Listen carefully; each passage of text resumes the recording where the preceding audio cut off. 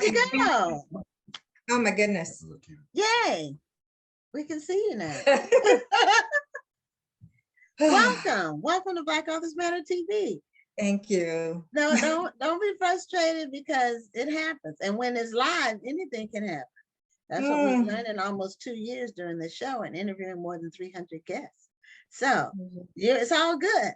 Welcome to the show. Thank you. Thank you. Happy to be here. So tell us about your journey to becoming a certified autism specialist. Well, when my son was 3 years old, he was diagnosed with autism, and I didn't know anything about autism. And I knew right then and there that I needed to become a subject matter expert quickly.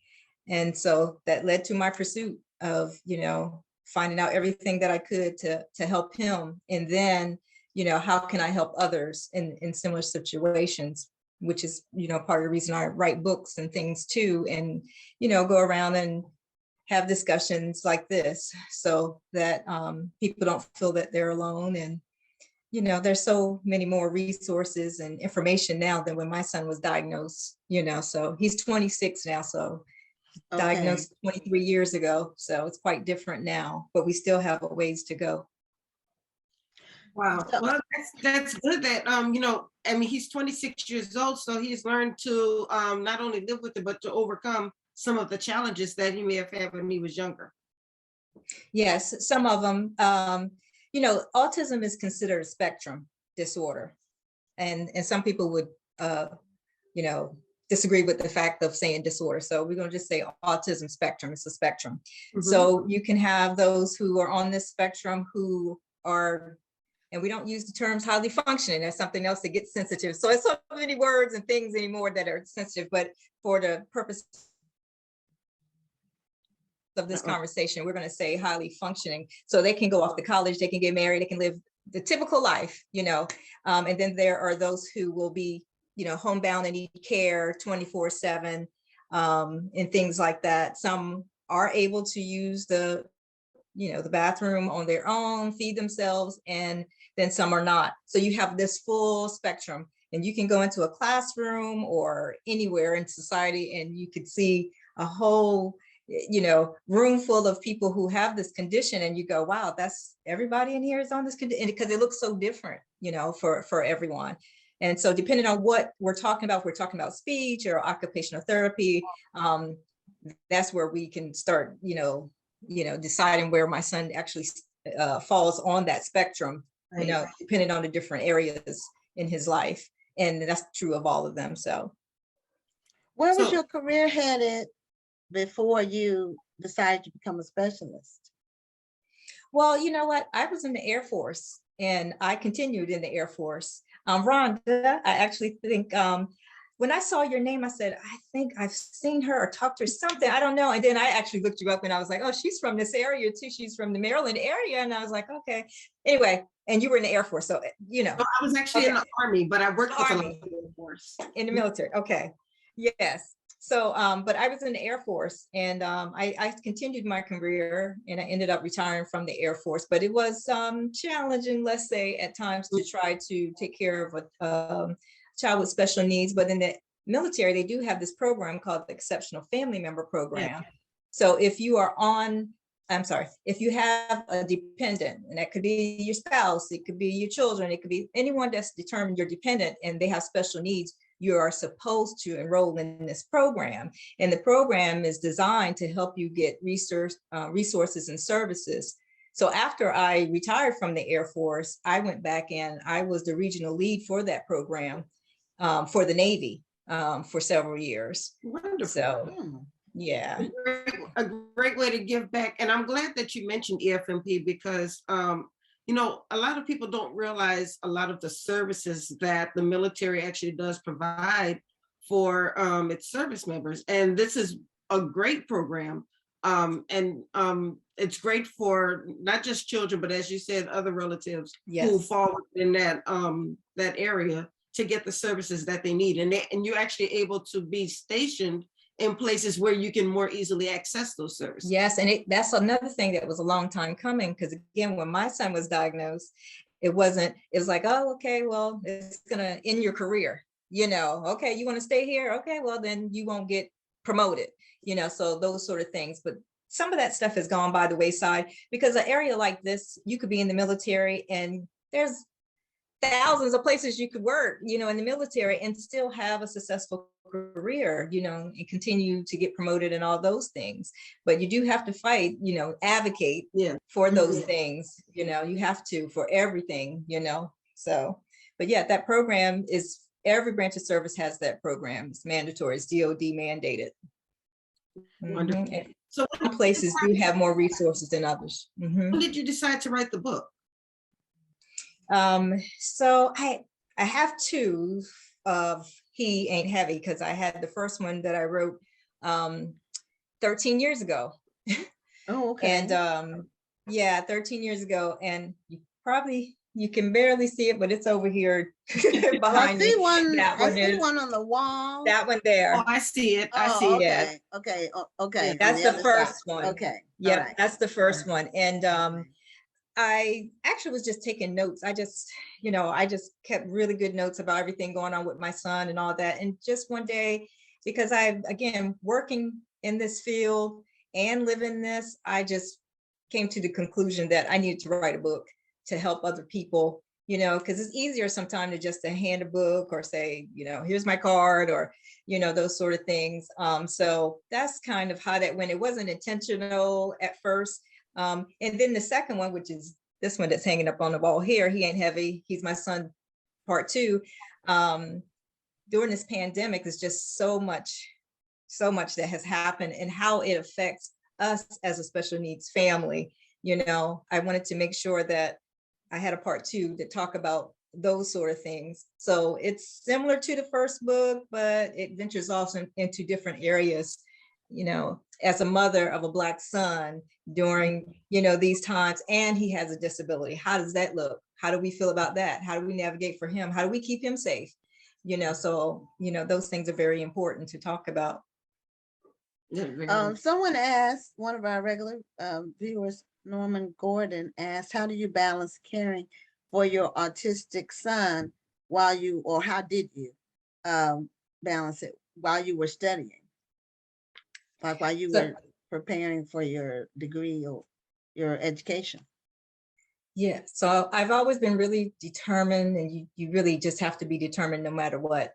And that's a motto of mine, is just to be determined no matter what. And so when I joined the military, I joined to go to college and to travel and, all those sort of things. And I had to be determined to continue to do that. And, a lot of prayer and, and faith and those sort of things, because, God doesn't give you more than you can bear. You just, some days it's like, okay, one more thing happens though, that might not be true. You just persevere, and you just pray about those things, and you just continue to do what you have to. And when I wrote that first book, I was a single parent in the military, going to school, taking care of a child that's disabled. I can list about 100 other things I can put in there, and so if I can do it, you can do it too. I tell you something else, and this is not a good thing, but I don't sleep very well. And because I don't sleep very well, I would just get up and do my schoolwork. And, my son is routine, so that when he went to bed and went to sleep, I would go and get on the computer and, take my classes and do what I needed to do, but because I wasn't sleeping well anyway. So I'm like, okay, well, let me do something with myself. So, and thankfully there were classes online and, to take and stuff like that. So. Well, we hear a lot about how difficult, having a child who has autism can be, how difficult it can be on the family. But we don't often hear about how maybe sometimes those challenges can bring people together. Did you experience both sides of that? Oh, yes. Wonderful, wonderful question. And well, I've talked about how I had a church in the past that, you go there with your child, because I was determined, again, even for my son, like, okay, eventually he'll get this, it'll be another routine that he'll get used to with coming to church every Sunday.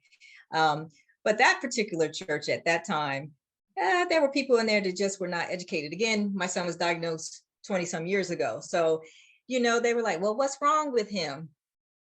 I'm in church, and I'm thinking that that's the last place people would say stuff like that. And to say what's wrong with him is just not the approach that you should take. It's offensive to say that to anybody.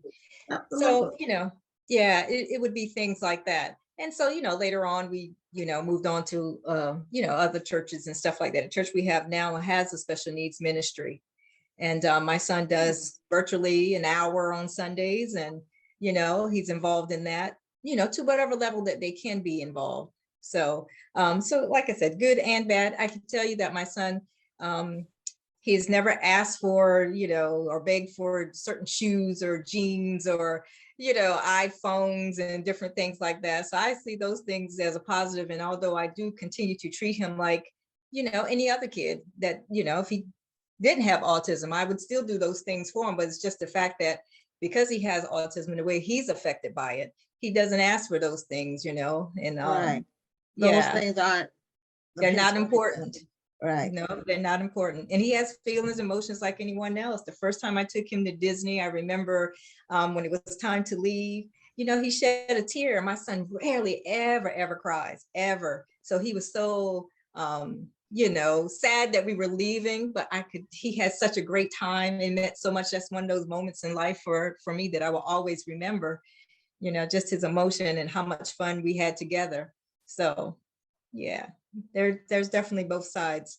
There's definitely both sides of this thing. So, but what do you think? What do you think helped him to, because basically he's leading a life like just about anybody else would. He's older. He's got a life and everything. So, what was it that helped him to overcome? I think I asked you a similar question earlier, but I'm really curious as to when a person is on the spectrum and they have any challenge, I'm always curious as to how they're able to overcome that and say, okay, that might be something that's in my life, but it's not me. It doesn't describe who I am or what I am. That's the way I see it for him, because I'm his voice. I will tell you that he has lots of struggles. He has lots of challenges. My son hasn't completely overcome. I worked really hard to with hopes that would be his reality, but in fact it is not his reality. He does have a lot of challenges and things like that. And but we all have challenges, and we just try to navigate that thing the best that we can. So and then you focus on the things that they can do versus spending so much time focusing on, well, he can't do this, can't do that. And the schools used to do that a lot when, again, back during the time when my son was diagnosed, they would say, well, he can't do this and, da, da, da, da. Okay, but can we focus on what he can do and what he does like? He used to, you get him involved in different activities and see what sparks, like he would with any other child, right? They're here for their own journey and to figure these things out for themselves, what they would like to do and their passions and different things like that. And they change over time, like they do for the rest of us. My son used to like horses and riding them, tacking them, doing all those sort of things when he was younger. Well, as he got older, not so much, and it's a little bit more challenging to find things that he really enjoys like that. So now, yeah. Is he on his own? Does he live on his own? No. Is he able to live on his own? No, he still lives with us. Okay. But he will likely be going to a home, to a residential, where he will have friends and he'll have activities and he'll live a life as if, I have to think about it in terms of like, my son is going off to college. This is his version of he's going off to college, because if you sit in it too long, you'll think about it in a way that'll make you feel like you're being selfish. It'll make you feel like you're it'll break your heart, first of all, trying to do these things. But you do have to realize that none of us are here with infinite amount of time on the planet. So you do have to plan, what happens when you're no longer here. And so if I can do that for him while I am still here and I pick the place, then, I'll feel much better about that than turning over in my grave trying to figure out what happened to my son, so That's what I'm trying to do. And it is a hard decision to make. It is a hard decision to make, but you know, you do the best that you can and make the best decisions with the information that you have at the time. Right. And if you realize it doesn't work out, then you just do something else. Try something else. Yes. That's what we do in almost anything. Yes. I did put your website in the chat in case people want to learn more about you, learn more about the book. And I know we talked basically about life having an autistic son, but what are some of the things that you have in the book? What are some of the things that you describe in the book? Well, I talk about other people in the book, not just my experience. So with my son, because I want the book to serve as a guide, as a resource to others to avoid some of the pitfalls that we went through. And there's a lot of famous people out there. I talk about some of them who have children with autism. Some you may know, some you may not know. I'm sure you know the common ones like Toni Braxton, you know, Jenny McCarthy, but there are tons of others other than them. And not everyone has come out and said something about it, but it's 1 in 44. 1 in 44 have autism today. Wow. So if you don't know someone yet, you probably will. And just disabilities as a whole, I think we oftentimes focus on the physical disabilities, and we don't necessarily think about it from the terms of these other aspects like developmental or mental or any of those sort of things. But this is a possibility for all of us. So that's the way I look at that. And like, we need to develop more compassion, because if it's not you now, it may be you at some point in time. And I talk about that in the book. That's one of the things that I discuss in the book, because if it's not you now, to be you at some point, if you're fortunate to stay on this planet, or certainly will be someone that you love and you care about, and how would you want them to be treated? You know, so those are the things we have to keep in mind. I talk about that, talk about other people who have disabilities, who went on to do fabulous things, you know, even as far back as Harriet Tubman. You know, she had epilepsy, you know, but she still, look at all the things she accomplished. I mean, so there's lots of things. There's conversations out there about Bill Gates and, you know, Elon Musk and all that sort of thing. So I talk about those things in there. I talk about where we started with people with disabilities and how they were treated in the past, especially those of color. You know, some really heinous things happened to them. And what we don't want is for history to repeat itself. Yes. You know, in any form, you know. So I talk about all of those things, and then I, you know, try to wrap everything up into a nice, neat bow of how we all are made in God's image, and we're all here for God's purpose, you know. And whatever you can do or can't do, you're here for a purpose, or otherwise you would not be. You wouldn't be here. So it's that simple for me with it. And we, you know, people with disabilities are just people at the end of the day trying to live their best life, just like the rest of us. So, well, you mentioned a lot of notable people who are dealing with children who have autism. Sean Stockman from Boys to Men, yes, one, and that's he right. Started the foundation Micah's Voice, which I'll give another shout out to Zeta Phi Beta. We have partnered with Micah's Voice to bring more awareness to people who are dealing with autism and different parts of the spectrum. So I think your book is very timely in that respect, because you know, more and more people are starting to learn what autism is. I didn't know what it was at first. Yes. Yeah, the movie Rain Man kind of put it on the scene. Well, I'm just saying, a portrayal of an autistic person. So I'm guessing you weren't a fan of Rain Man. No. Well, and it was before. It would have been before your son was born. I know, but that's all they had, and that's all they could come up with. And so then that made everyone diagnosed with autism. They think that they are. So it was like they're savant. It's like it becomes like a stereotype. Yes. Oh, okay. Yes, it's a huge spectrum, and most of the time it doesn't look like that anyway. It just really does not. So I don't watch that movie, but no. Okay. I did want to ask a couple more questions. Do you have other children? That's the first one. And no, you don't have other children. And what signs, like what age was your son when you started to notice that there was something slightly different? That was a good question. That early intervention is key. So my son was, I'd say 2, when I noticed that, seems to be a delay in his speech.